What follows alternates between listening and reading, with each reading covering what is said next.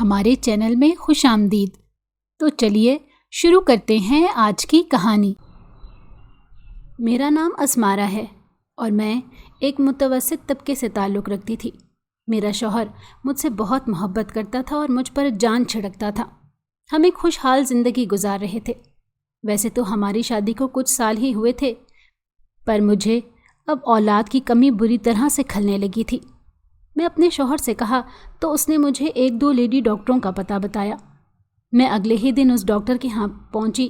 پہلے تو اس نے میرے ہر طرح سے ٹیسٹ کیے، پھر مجھ سے کہا کہ مجھے اپنے شوہر کا بھی ٹیسٹ کروانا پڑے گا۔ میں نے یہ بات اپنے شوہر کو بتائی تو وہ میری خوشی کے لیے ٹیسٹ کروانے کو تیار ہو گیا۔ جب اس کے ٹیسٹ کی رپورٹ آئی تو میری تو دنیا ہی اندھیری ہو گئی، کیونکہ میرا شوہر بچے پیدا کرنے کے قابل نہیں تھا۔ وہ مجھ سے بے حد محبت کرتا تھا، مجھ پر اپنی جان نچھاور کرتا تھا، پر اس کی محرومی اس کی محبت پر بھاری پڑ رہی تھی۔ وہ مجھے خوش رکھنے کی ہر ممکن کوشش کرتا، مگر میں اس کے ساتھ خوش نہیں تھی۔ میں نے یہ بات اپنے گھر میں بھی کسی کو نہیں بتائی تھی۔ میں اندر ہی اندر اس کی محرومی کے سبب گھلتی جا رہی تھی۔ وہ بیچارہ مجھے ہر طریقے سے خوش رکھنے کی کوشش کرتا، میری ہر بدتمیزی کو نظر انداز کرتا، مگر اب مجھے اس کی محبت سے، اس کے الطافات سے گھٹن ہونے لگی تھی۔ میں روز روز اس سے کسی نہ کسی بہانے سے لڑنے لگتی، لیکن وہ میری بدتمیزی کو نظر انداز کر دیتا۔ وہ سمجھتا تھا کہ میں بچہ نہ ہونے کے دکھ میں اسے پریشان کرتی ہوں۔ زندگی یوں ہی گزر رہی تھی کہ تبھی ہمارے گھر کے برابر میں ایک نیا جوڑا آ کر آباد ہوا۔ وہ لوگ بہت پیسے والے لوگ تھے، مگر بہت ہی ملنسار اور خوش اخلاق لوگ تھے۔ میں نے بھی پڑوسیوں کے حقوق نبھاتے ہوئے ان سے سلام دعا کی۔ یوں ہمارا ایک دوسرے کے گھر آنا جانا شروع ہوا۔ شروع میں تو میں ان لوگوں سے زیادہ گھلی ملی نہیں، پر آہستہ آہستہ ان لوگوں نے اپنی خوش اخلاقی کی وجہ سے ہمارے گھر میں گھلنے ملنے لگ گئے۔ پھر مجھے معلوم ہوا کہ وہ میاں بیوی بھی اولاد کی نعمت سے محروم تھے، اور اسی محرومی نے مجھ پر ان کے گھر کے دروازے کھول دیے تھے۔ میرا اور ان کا دکھ مجھے مشترکہ لگا، اسی لیے میرا بھی جب دل چاہتا میں ان کے گھر چلی جاتی۔ اسی طرح سے جب بھی ان میاں بیوی کا دل کرتا وہ میرے گھر آ جاتے۔ کچھ دن یوں ہی گزر گئے جب مجھے محسوس ہوا کہ سعادت حسن، جو کہ میرا پڑوسی تھا، مجھ میں کچھ زیادہ دلچسپی لینا شروع ہو چکا ہے۔ ایک دن اس کی بیوی سمینہ اپنے میکے گئی ہوئی تھی، تب میرے شوہر نے از راہ ہمدردی اسے اپنے گھر آنے کی دعوت دے دی تاکہ اسے کھانے پینے میں دقت نہ ہو، مگر اسے کیا معلوم تھا کہ اس کی یہ ہمدردی اسے کتنی مہنگی پڑنے والی ہے۔ اس دن کے بعد سے وہ بہانے سے میرے گھر اپنی بیوی سمینہ کے بغیر بھی آنے لگ گیا تھا۔ اللہ نے عورت کے اندر ایک حس بہت خاص رکھی ہے کہ وہ مرد کی نگاہ کو پہچان جاتی ہے۔ شروع میں تو کسی نہ کسی بہانے سے آتا تھا، خاص طور پر جب سمینہ کہیں گئی ہوتی اور میرا شوہر بھی گھر پر موجود نہ ہوتا۔ پھر ایک دن میں نے اس سے پوچھ لیا کہ وہ آخر مجھ سے چاہتا کیا ہے، کیونکہ کہیں نہ کہیں مجھے احساس تھا کہ وہ مجھے پسند کرتا ہے۔ تب اس نے بتایا کہ اس کی بیوی سمینہ بانجھ ہے اور بچہ پیدا نہیں کر سکتی۔ یہ سن کر مجھے بھی بہت افسوس ہوا، کیونکہ میں بھی اسی دکھ سے گزر رہی تھی۔ اس کی بیوی بانجھ تھی اور میرا شوہر، میرا اور اس کا غم مشترک تھا، اور اسی غم نے مجھے اس کے مزید قریب کر دیا۔ اب وہ بے بانگ دہل مجھ سے محبت کے دعوے کرنے لگا تھا۔ اسے جب بھی موقع ملتا وہ مجھے احساس دلاتا کہ وہ ایک ناپسندیدہ رشتے سے منسلک ہے، لیکن وہ سمینہ کو چھوڑ کر بھی نہیں جا سکتا۔ میرا شوہر جو مجھ سے بے انتہا محبت کرتا تھا، مجھے اس کی محبت ڈھونگ لگنے لگی تھی۔ وہ میرے قدموں میں دنیا کی ہر خوشی لا کر دینے کی کوشش کرتا، مگر وہ پھر بھی مجھے وہ خوشی نہیں دے سکتا تھا جو مجھے ماں بن کر ملتی۔ میں نے بھی اپنے پڑوسی سعادت حسن سے پیار محبت کی پنگیں بنانا شروع کر دیں۔ مجھے بھی لگنے لگا تھا کہ میں صرف اور صرف ایک بوجھ ڈھو رہی ہوں، لیکن مجھے ایک ڈر بھی تھا کہ کہیں اس کی بیوی سمینہ کو ہماری محبت کی بھنک نہ لگ جائے۔ لیکن کہتے ہیں نا، عشق اور مشک چھپائے نہیں چھپتا۔ اسی طرح سے ہماری محبت کی خبر بھی ہمارے ساتھیوں تک پہنچ گئی تھی۔ میرا شوہر میری اتنی بڑی بے وفائی کے بعد بھی مجھے چھوڑنے کو تیار نہ تھا۔ وہ میری بے وفائی کو بھی میری بے وقوفی سمجھتا تھا۔ مجھے لگا تھا کہ سعادت حسن کی بیوی بھی بہت زیادہ رونا پیٹنا ڈالے گی، مگر میری حیرت کی انتہا نہ رہی جب وہ میرے گھر آئی اور آ کر میرے سامنے ہاتھ پیر جوڑنے لگی کہ میں اس کے شوہر سے شادی کر لوں۔ میرے لیے بہت ہی عجیب بات تھی کہ کوئی بھی عورت کبھی بھی اپنے شوہر کو بانٹنے کے لیے کسی دوسری عورت کی منت سماجت کرے۔ اب وہ جب جب میرے گھر آتی مجھے اپنے شوہر سے شادی کرنے پر زور دیتی۔ پہلے تو صرف سعادت حسن ہی مجھ سے اپنائیت کے دعوے کرتا تھا، لیکن اب تو سمینہ بھی اس کا ساتھ دینے لگی تھی۔ ادھر میرا شوہر مجھے کسی بھی حال میں چھوڑنے کو تیار نہ تھا۔ اس نے مجھے ہر طریقے سے سمجھانے کی ہر ممکن کوشش کی، مگر میری آنکھوں پر تو نئے پیار کی پٹی بندھی ہوئی تھی۔ مجھے لگتا تھا کہ میرا شوہر مجھے اپنی محرومی کی وجہ سے خوش نہیں دیکھنا چاہتا، اسی لیے مجھے چھوڑنے کو تیار نہیں ہے۔ دوسری طرف سعادت حسن اور سمینہ مجھے روز اس سے طلاق لے کر الگ ہونے کا مشورہ دیتے۔ میرے شوہر نے ان دونوں میاں بیوی کو ہمارے گھر میں آنے سے منع کر دیا تھا، لہٰذا جب وہ آفس جاتا تو کبھی وہ دونوں الگ الگ اور کبھی ساتھ میں آ دھمکتے اور مجھے میرے شوہر کے ظلم و زیادتیاں یاد دلانے لگ جاتے جو اس نے کبھی کی ہی نہ تھیں۔ مجھے محسوس ہوتا تھا کہ میرا شوہر میرے ساتھ ظلم و ستم کی انتہا کر رہا ہے اور مجھے ماں بنتے نہیں دیکھنا چاہتا۔ ہمارے جھگڑے بڑھنے لگے تھے جس میں سراسر میرا ہی ہاتھ ہوتا۔ روز کی چک چک سے تنگ آ کر میں نے اپنے شوہر کو اس کے پیار و محبت کا واسطہ دے کر طلاق لے لی، مگر مجھے کیا معلوم تھا کہ میں اپنی جنت اپنے ہاتھوں سے برباد کرنے لگی ہوں۔ بہرحال طلاق کے بعد عدت کا عرصہ میں نے سعادت حسن کے گھر ہی گزارا کہ میرے میکے والوں کو اس بات کی خبر بھی نہیں تھی کہ میں کیا گل کھلاتی پھر رہی ہوں۔ حالانکہ میرے شوہر نے مجھے عدت اپنے گھر پر گزارنے کے لیے ہر طرح سے آمادہ کرنے کی کوشش کی، مگر مجھے لگتا تھا کہ میرا شوہر مجھ سے اپنی علیحدگی کا بدلہ لے گا، تو میں نے اسے بری طرح سے جھڑک دیا اور میں سعادت حسن کے گھر چلی گئی تھی۔ جیسے تیسے کر کے میں عدت کے دن گزارنے لگی۔ عدت کے دنوں میں سمینہ نے میری ہر طریقے سے دلجوئی کی اور مجھے احساس دلایا کہ میرے سابقہ شوہر نے مجھ پر ظلم و ستم کیے تھے۔ وہ روز ہی میری پسند کے مطابق کھانے بناتی اور نئی زندگی شروع کرنے کے مشورے دیتی تھی۔ میری عدت جس دن پوری ہوئی اسی دن سمینہ نے میرا اور سعادت حسن کا نکاح پڑھوا دیا۔ میں نے اپنی زندگی میں پہلی عورت دیکھی تھی جو اپنے شوہر کی دوسری شادی پر اتنا خوش تھی۔ مجھے اس پر حیرت ہوتی تھی۔ میری دوسری شادی کو 2 ماہ کا عرصہ گزر چکا تھا۔ ویسے تو میری زندگی میں سب کچھ اچھا ہی چل رہا تھا۔ سعادت حسن نے مجھے زندگی کی ہر خوشی دی تھی۔ وہ اور سمینہ میرا خیال بھی بہت رکھتے تھے، بلکہ کہنا چاہیے کہ ان دونوں نے مجھے بہت نازوں سے رکھا ہوا تھا۔ اب مجھے انتظار تھا تو صرف اس بات کا کہ میں کب ماں بنوں گی اور کب میری خواہش پوری ہوگی۔ پر ایک بات مجھے کبھی کبھی بہت پریشان کرتی تھی۔ جب بھی میں اور سعادت حسن قریب ہوتے، سمینہ جلے پیر کی بلی کی طرح ہمارے کمرے کے ارد گرد ہی رہتی اور کسی نہ کسی طرح ہمارے کمرے میں آ بھی جاتی، مگر وہ جب بھی آتی ساتھ پھل وغیرہ لے کر آتی اور میری خوب خدمت کرتی۔ جب میں حیرت کا اظہار کرتی تو مجھ سے کہتی کہ مجھے مستقبل میں ماں بننا ہے تو مجھ میں خوب ہمت اور طاقت ہونی چاہیے۔ مجھے کبھی بھی اس کے خلوص پر شک نہ ہوا تھا کہ وہ میری خدمت ہی اتنے دل سے کرتی تھی، مگر میں جب بھی وہ پھل اور دودھ وغیرہ کھاتی پیتی تھی تو مجھے بہت گہری نیند آ جاتی تھی، اور صبح اٹھ کر مجھے معلوم بھی نہ ہوتا کہ میرے سونے کے بعد گھر میں کیا ہوتا ہے۔ شادی کے 6 مہینے بعد مجھے پتہ چلا کہ مجھے وہ خوشی ملنے والی ہے جس کے لیے میں نے اپنے پہلے شوہر سے طلاق لی تھی۔ میں ماں بننے والی تھی۔ مجھے لگا کہ میری دنیا اب مکمل ہونی ہے، مگر اس سے بھی زیادہ اچھمبے کی بات یہ تھی کہ سمینہ مجھ سے بھی زیادہ خوش تھی۔ سعادت حسن اور سمینہ دونوں نے ہی مجھے ہاتھوں کا چھالا بنا ڈالا تھا۔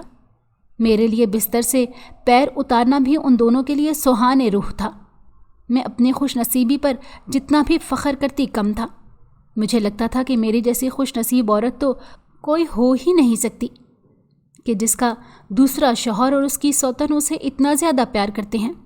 لیکن ایک دن ایسا ہوا کہ مجھے لگا کہ مجھ سے زیادہ بد نصیب اور کوئی بھی نہیں ہے۔ ایک دن حسب معمول سمینہ رات کو میرے لیے پھل اور دودھ وغیرہ لے کر آئی، لیکن میرا دل اس وقت متلا رہا تھا تو میں نے ان پھلوں اور دودھ کو ہاتھ بھی نہ لگایا۔ سمینہ اور سعادت حسن نے مجھے سختی سے تاکید کی کہ میں وہ پھل کھا کر دودھ پی لوں۔ میں نے وہ پھل اور دودھ سمینہ اور سعادت حسن سے آنکھ بچا کر ضائع کر دیے۔ حالانکہ یہ کوئی اچھی بات نہ تھی، لیکن میں ان دونوں کا دل نہیں دکھانا چاہتی تھی۔ اس وقت تک مجھے ان دونوں پر اندھا دھند بھروسہ تھا، پر مجھے کیا معلوم تھا کہ میرا بھروسہ اس طرح سے چکنا چور ہو جائے گا۔ کچھ دیر بعد جب سمینہ واپس آئی تو مجھے سوتا دیکھ کر سعادت حسن کے قریب بیٹھ گئی۔ ویسے تو میں روز ہی گہری نیند سوتی تھی تو مجھے معلوم نہیں پڑتا تھا کہ وہ دونوں میرے سونے کے بعد کیا کرتے ہیں، لیکن اس دن ان دونوں کی باتوں نے میرے پیروں کے نیچے سے زمین ہی کھینچ لی تھی۔ سمینہ مجھے سوتا دیکھ کر سعادت حسن کے گلے لگ گئی اور اس سے پوچھنے لگی کہ ان دونوں کو کب تک مجھے برداشت کرنا پڑے گا۔ سعادت حسن نے اس سے سمجھا رہا تھا کہ ابھی تو شروع کے دن ہیں، 9 مہینے تو انہیں مجھے جھیلنا ہی پڑے گا۔ سعادت حسن جو مجھ پر جان نچھاور کرتا تھا وہ سمینہ سے کہہ رہا تھا کہ وہ مجھ جیسی بے وفا عورت کے ساتھ مزید ایک پل بھی نہیں گزار سکتا۔ جو عورت اپنے شوہر کی نہ ہو سکی وہ اس کی کیا ہوگی، مگر وہ اپنے مقصد کی وجہ سے مجھے جھیلنے پر مجبور ہے۔ تب مجھے ادراک ہوا کہ ان دونوں کی محبت اور الطافات محض ایک دکھاوا تھا۔ انہوں نے مجھ سے صرف اور صرف اولاد حاصل کرنا تھی۔ مجھے کسی بھی قیمت پر اولاد چاہیے تھی اور انہوں نے میری اس خواہش کو اپنے مقصد کے لیے استعمال کیا تھا۔ ان دونوں کا مقصد تھا کہ مجھے کسی بھی طرح سے ورغلا کر میرے شوہر سے طلاق کروا کر مجھ سے اولاد پیدا کروا لیں گے۔ ان دونوں نے پلان بنایا کہ مجھے جھوٹی محبت کے جال میں پھنسا کر سعادت حسن مجھ سے شادی کرے گا اور جب میری اولاد ہو جائے گی تو مجھ سے وہ چھین کر مجھے جان سے مار ڈالیں گے۔ مجھے اپنے اوپر بہت افسوس ہوا کہ میں نے ایک ایسے انسان کی قدر نہ کی جو مجھ سے واقعی میں محبت کرتا تھا اور مجھ جیسی بے وفا عورت سے بے حد محبت کرتا تھا۔ اب مجھے اپنی اور اپنی اولاد کی جان بچانا تھی، سو میں سوئی بنی رہی اور ان دونوں کو شک بھی نہ ہونے دیا کہ مجھے ان دونوں کی پلاننگ کے بارے میں سب کچھ معلوم ہو چکا ہے۔ دوسرے دن صبح جب اٹھی تو سمینہ اور سعادت حسن میرے ساتھ ویسے ہی پیش آ رہے تھے جیسے روز آتے تھے، مگر اب میں ان کی اصلیت کے بارے میں جان چکی تھی۔ مجھے ان کے مکروہ ارادوں کا پتہ چل چکا تھا۔ میرا بگڑا موڈ دیکھ کر انہیں حیرت تو ہوئی، پر وہ یہ نہ جان سکے کہ میں کس حد تک ان کی اصلیت پہچان چکی ہوں۔ وہ میرے خراب موڈ کو پریگننسی کی وجہ سے ہارمونز کے موڈ سوئنگ ہی سمجھتے رہے۔ وہ دونوں نہیں جانتے تھے کہ میں نے رات میں اس کے لائے ہوئے پھل اور دودھ کو ہاتھ بھی نہیں لگایا اور مجھے ان کی پلاننگ کے بارے میں سب کچھ معلوم ہو چکا ہے۔ اب مجھے کسی بھی طرح سے اپنی اور اپنے بچے کی جان بچانی تھی۔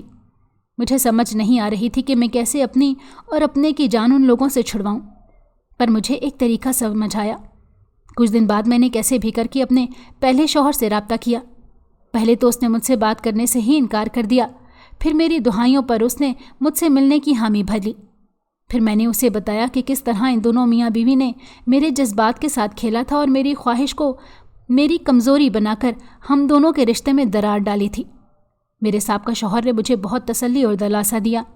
اس نے مجھے بتایا کہ وہ تو ان دونوں میاں بیوی کی چال سمجھ گیا تھا، لیکن وہ یہ نہیں سمجھا تھا کہ ان کا مقصد صرف ہمارا گھر توڑنا ہی نہیں تھا، بلکہ ان دونوں کا مقصد مجھ سے اولاد چھیننا بھی تھا۔ اس نے مجھے بھی سمجھانا چاہا تھا کہ میں ان کی دونوں کی باتوں میں آ کر اپنا گھر خراب نہ کروں، مگر مجھ پر تو جیسے بچہ پیدا کرنے کا جنون سوار ہو گیا تھا۔ وہ مجھے اور میری اولاد کو اپنانے کے لیے اب بھی تیار تھا۔ وہ مجھ سے بہت زیادہ محبت کرتا تھا، اسی لیے اب بھی میرے لیے منتظر تھا۔ اسے یقین تھا کہ ایک نہ ایک دن اس کے پاس لوٹ کر ضرور واپس آؤں گی۔ میں نے اسے ساری بات بتا دی تھی۔ پھر اس نے مجھ سے کچھ دن انتظار کرنے کو کہا۔ اس نے کہا کہ وہ مجھے اس مصیبت سے چھٹکارا دلانے کے لیے ہر ممکن کوشش کرے گا، لیکن مجھے بہت سمجھداری اور ہوشیاری سے چلنا ہوگا کہ کہیں ان دونوں کو مجھ پر شک نہ ہو جائے کہ میں ان کی ساری پلاننگ جان گئی ہوں۔ اس نے مجھ سے کہا کہ جیسا چل رہا ہے اسے چلنے دوں۔ میں بھی گھر میں پہلے کی طرح رہنے لگی تھی کہ ان دونوں کو مجھ پر کبھی شک نہ ہو۔ پھر اس نے چپکے چپکے ان دونوں کے خلاف ثبوت ڈھونڈنے شروع کیے، اور جب اس نے وہ ثبوت میرے سامنے لا کر رکھے تو مجھے اپنے آپ پر بہت افسوس ہوا کہ میں نے ان دونوں کی باتوں میں آ کر ایک ایسے شخص کو دھوکہ دیا جو دل و جان سے مجھ کو چاہتا تھا۔ اس نے مجھے بتایا کہ سعادت حسن اندرون سندھ ایک گاؤں کا بہت بڑا وڈیرا تھا۔ سمینہ سے اس نے محبت کی شادی کی تھی، لیکن شادی کے کچھ عرصے بعد ہی انہیں معلوم ہو گیا تھا کہ سمینہ کبھی ماں نہیں بن سکتی۔ اس نے ہر طرح سے اس کا علاج کروایا، مگر سب نے ایک ہی بات کہی کہ وہ کبھی ماں نہیں بن سکتی۔ سمینہ کا دھیان اب روحانی علاج پر بھی تھا۔ اس کی یہ حالت تھی کہ اگر کوئی اسے کہہ دیتا کہ اسے قبرستان میں کوئی عمل کرنا ہے تو وہ اس سے بھی درخت نہ کرتی۔ اسی دوران اسے ایک عامل ملا۔ عامل نے اسے بتایا کہ اس پر کسی نے کالا جادو کروایا ہے، اور اس کا توڑ یہ ہے کہ وہ کسی ایسی عورت کی اولاد لا کر اس کی قربانی دے جس کے شوہر سے اولاد ممکن ہی نہ ہو اور سمینہ کی اولاد ہو۔ اسی لیے ضروری ہے کہ جس بچے کی قربانی دینی ہو وہ اس کے شوہر سے ہی ہو۔ پھر انہوں نے ایسے جوڑے کی تلاش شروع کی۔ وہ لوگ شہر شہر گاؤں گاؤں مارے پھرے، تب کہیں جا کر انہیں میں ملی۔ مجھے یہ باتیں سن کر بہت خوف محسوس ہوا، کیونکہ اب مجھے صرف اپنی ہی نہیں بلکہ اپنے بچے کی جان بھی بچانی تھی۔ اسی لیے میرے سابقہ شوہر نے مجھے جو ہدایات دی میں نے اس پر عمل کرنا شروع کر دیا۔ مجھے اب ان دونوں خود غرضوں سے کوئی ہمدردی اور انسیت نہیں رہی تھی۔ میں چاہتی تھی کہ جلد از جلد میری ان لوگوں سے جان چھوٹ جائے۔ مجھ سے اب اس گھر میں سانس بھی نہیں لیا جاتا تھا۔ اپنے جس خواہش کے پیچھے میں نے اپنے سابقہ شوہر کو پریشان کیا بلکہ ناک میں دم کیا، وہی خواہش اب میری اور میرے بچے کی دشمن بن گئی تھی۔ جوں جوں ولادت کے دن قریب آ رہے تھے، ان دونوں کا توجہ اور نظر کرم مجھ پر سے کم ہوتا ہی جا رہا تھا۔ میں نے ایک دو بار ان لوگوں سے پوچھا کہ کیا وجہ ہے جو سعادت حسن اور سمینہ کا رویہ مجھ سے بدلنے لگا ہے، تو سمینہ نے اسے میرا وہم قرار دیا۔ وہ لوگ تو جیسے اپنی منزل کے بہت قریب آ چکے تھے، لیکن کہتے ہیں نا، جسے اللہ رکھے اسے کون چکھے۔ اسی لیے شاید اللہ نے وقت رہتے میری آنکھیں کھول دی تھیں اور ان لوگوں کی اصلیت کا معلوم ہو گیا تھا۔ پھر میرے سابقہ شوہر نے مجھے اپنی ہر حد تک کوشش کر کے سعادت حسن کے خلاف شواہد اور ثبوت لا کر دیے، جس کے بل بوتے پر میرے پہلے شوہر نے ہی مجھے سعادت حسن سے طلاق دلوائی تھی، بلکہ پولیس میں بھی انہیں ثبوتوں اور شواہد کی بنا پر ان کے خلاف FIR کٹوائی تھی اور میری جان ان چال بازوں سے چھڑوائی تھی۔ مجھے ایک بار پھر سے طلاق لینا پڑی تھی، مگر اس بار میرا سابقہ شوہر میرے ساتھ ساتھ ہی تھا۔ میرے سابقہ شوہر نے ہی میرے بچے کی ولادت کا سارا خرچہ اٹھایا تھا، اور نہ صرف مجھے بلکہ میرے بیٹے کو بھی کھلے دل سے اپنایا تھا۔ سعادت حسن اور سمینہ اپنا کچا چھٹا کھلنے کے بعد روپوش ہو گئے تھے۔ پولیس نے انہیں ڈھونڈنے کی بہت کوشش کی، مگر وہ ناکام ہوئے تھے۔ اب میں اور میرے شوہر میرے بیٹے کے ساتھ خوشحال زندگی گزارنے لگے تھے۔ میں جب بھی وہ وقت یاد کرتی تو مجھے اپنی حماقت اور بے وفائی پر بہت افسوس ہوتا، اور میں اللہ سے اور اپنے شوہر سے معافی کی طلبگار ہی رہتی۔ ہماری زندگی کافی سکون سے گزر رہی تھی کہ کچھ وقت کے بعد وہ دونوں میاں بیوی ایک بار پھر سے ہمارے دروازے پر آئے تھے، اور انہیں دیکھ کر مجھے پھر سے اپنے کیے پر شدید افسوس ہوا تھا۔ کیسے میں نے ان کے کہنے میں آ کر اپنی ہنستی بستی زندگی برباد کرنے کی کوشش کی تھی اور خود ہی اپنی جنت اپنے ہاتھوں سے اجاڑ دی تھی۔ ان دونوں کی حالت بہت خراب تھی، پھٹے پرانے کپڑے، زخموں سے چور۔ وہ لوگ ایک بار پھر میرے گھر کی دہلیز پر کھڑے تھے اور مجھ سے اپنے رویے اور بدکاری کی معافی مانگ رہے تھے۔ میرے لیے ان دونوں کو معاف کرنا شاید بہت مشکل یا شاید ناممکن ہی تھا، پر میرے شوہر نے بھی مجھے سمجھایا کہ مجھے ان دونوں کو معاف کر دینا چاہیے، کیونکہ کچھ بھی ہو آج ہماری دنیا انہی لوگوں کی وجہ سے مکمل تھی۔ ان کی وجہ سے ہی صحیح، پر میرے پاس میری اولاد، میرا بیٹا موجود تھا، اور وہ ہم دونوں کی توجہ اور زندگی کا محور تھا۔ انہوں نے بتایا کہ جب پولیس ان کو ڈھونڈ رہی تھی تب وہ چھپتے چھپاتے اسی عامل کے پاس پہنچے۔ وہاں پہنچ کر انہیں معلوم ہوا کہ اس عامل نے ان سے بھی جھوٹ کہا تھا۔ یہ بات سچ تھی کہ سمینہ کبھی ماں نہیں بن سکتی تھی، لیکن اس نے سمینہ کی کمی کو اپنے گھناؤنے کام کو انجام دینے کے لیے استعمال کیا، اور سمینہ کے دماغ میں یہ بات ڈالی کہ اسے سعادت حسن کی دوسری شادی کروا کر اس کی اولاد کی قربانی دینی ہوگی۔ وہ عامل ایک بہروپیہ تھا، اور عامل کے بھیس میں لوگوں سے ان کی پریشانیوں کے عوض اپنے مکروہ دھندے یعنی بچوں کے جسم کے اعضاء بیچا کرتا تھا۔ وہ لوگ یہاں سے تو چھپتے چھپاتے وہاں اس عامل تک پہنچ گئے تھے، پر وہاں پولیس کی گرفت سے نہیں بچ سکے تھے۔ سعادت حسن کا سارا روب و دبدبہ اور تنتنا جھاگ کی طرح بیٹھ گیا تھا۔ وہ دولت جس پر اسے بہت غرور تھا، اس کی غیر موجودگی میں مناسب دیکھ بھال نہ ہونے کی صورت میں سب ختم ہو گئی تھی، اور اب وہ لوگ بھکاریوں سے بھی بدتر زندگی گزارنے پر مجبور تھے۔ اللہ نے ان کے کیے کی سزا اسی دنیا میں انہیں دے دی تھی۔ پہلے تو میں نے ان لوگوں کو کئی بار دھتکارا، پر پھر میں نے اپنے شوہر کے سمجھانے پر ان لوگوں کو معاف کر دیا تھا، کیونکہ میرے شوہر نے بھی میری اتنی بے وقوفیوں اور بے وفائی کو معاف کر دیا تھا۔ سچ ہے کہ جب آپ کسی دوسرے کے لیے کوئی گڑھا کھودتے ہیں تو سب سے پہلے خود اس گڑھے میں گر جاتے ہیں۔